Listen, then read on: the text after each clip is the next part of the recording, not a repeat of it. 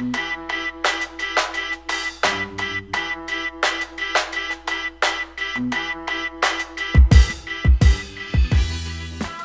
also talk about, when it comes to their network, you make this distinction, which is, I think, a very nice distinction between becoming a hub, yes, or becoming a bridge. Could you explain that a little bit?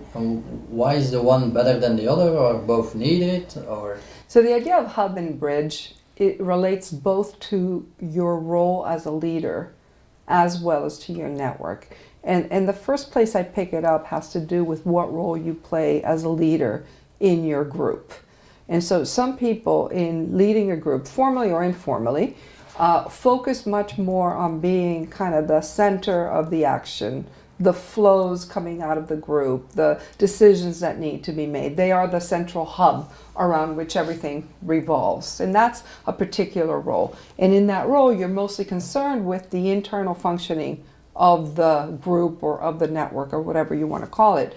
A different role, which I call the bridge, is a role where you as the leader, formally or informally, are managing a much more import-export function. So you have a foot in your team, in your organization, in whatever it is, but the other one's outside, and you're trying to figure out what needs to come in and what needs to go out.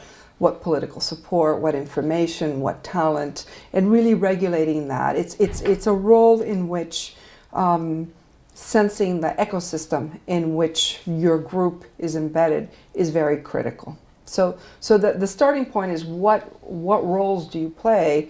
What behaviors are you focused on as a leader? Now that has big implications for your network. If you're more focused internally, your network is going to be very different than if you're really the gatekeeper or the link pin between the inside and the outside.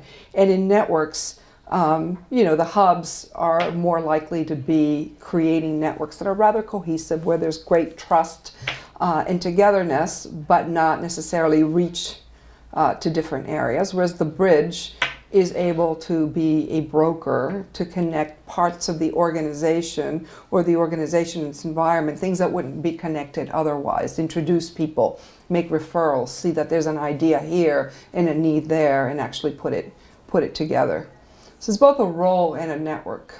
What I often experience in organizations, and I wonder how you look at it, is that they seem to have this one idea of what a leader is or should be. We have one leadership culture, as if in every area of the organization you need the same type of leaders.